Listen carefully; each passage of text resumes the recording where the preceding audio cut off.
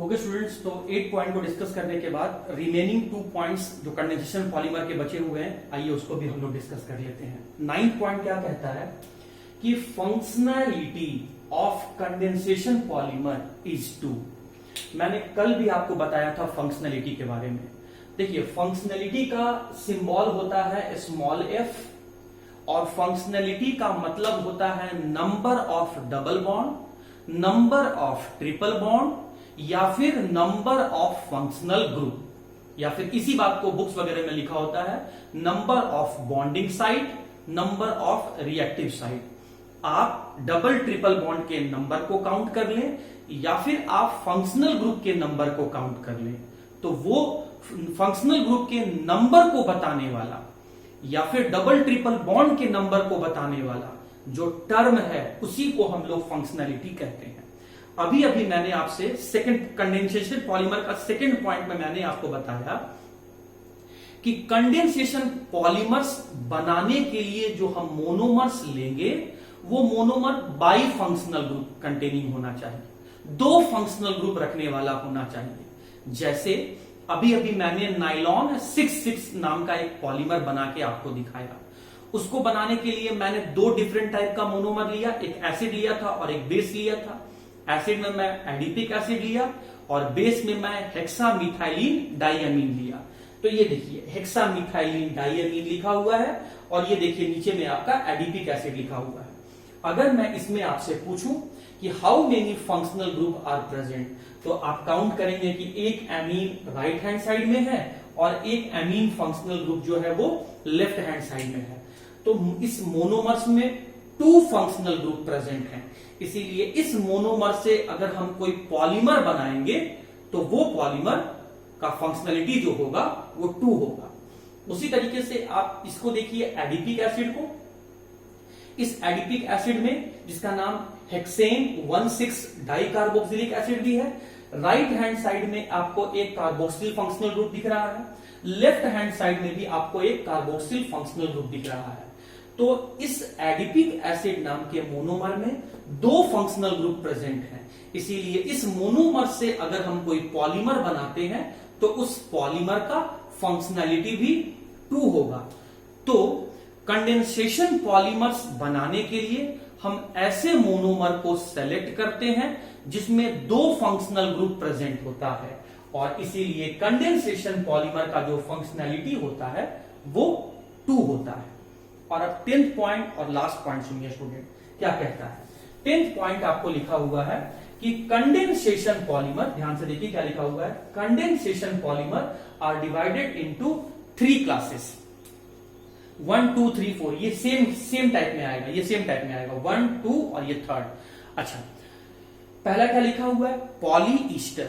ये poly word तो condensation polymer को बता रहा है और ये ईस्टर फंक्शनल ग्रुप को बता रहा है।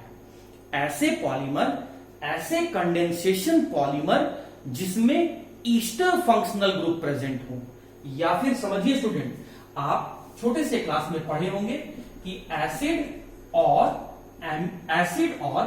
अल्कोहल के रिएक्ट करने से ईस्टर बनता है। ये बात आप पढ़े होंगे। उसके बाद आप ये भी पढ़े होंगे कि एसिड और एमीन के रिएक्शन से आपका अमाइड बनता है। आप पहले इन दोनों बात पे गौर करें, मैं डिटेल एकत्र करके आगे चैप्टर में ये सब बताऊंगा।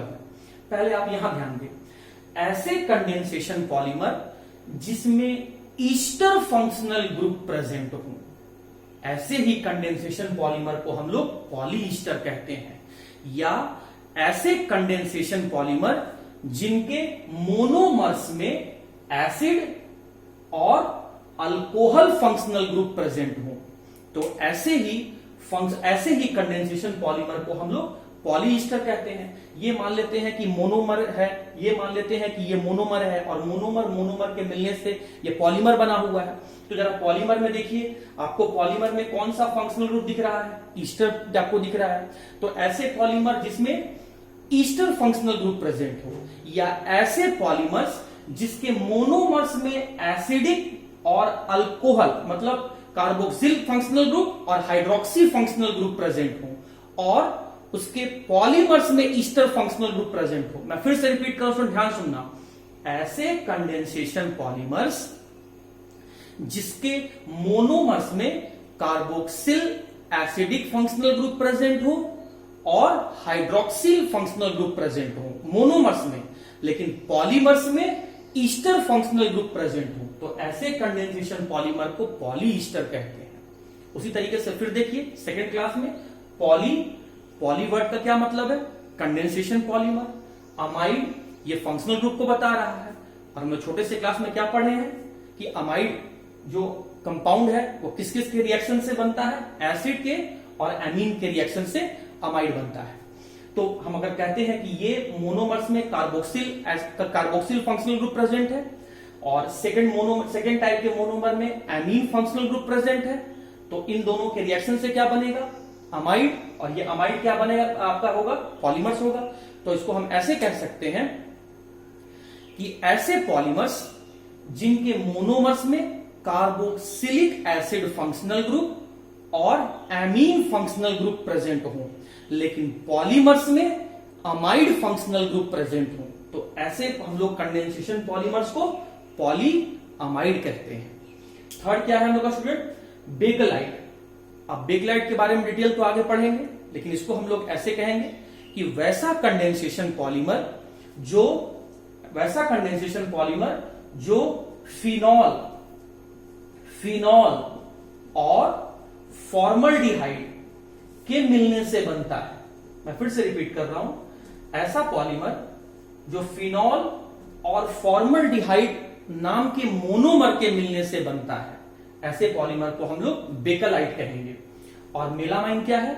ऐसा पॉलीमर जो मेलामाइन नाम का एक मोनोमर है, मेलामाइन और फॉर्मल्डिहाइड नाम के मोनोमर के मिलने से बनता है, उसे हम लोग मेलामाइन पॉलीमर कहते हैं। तो कंडेंसेशन पॉलीमर को हम लोग 3 डिफरेंट क्लासेस में बांटे, पॉलीईस्टर, पॉलीअमाइड और थर्ड टाइप में दोनों आएगा, बेकलाइट और मेलामाइन।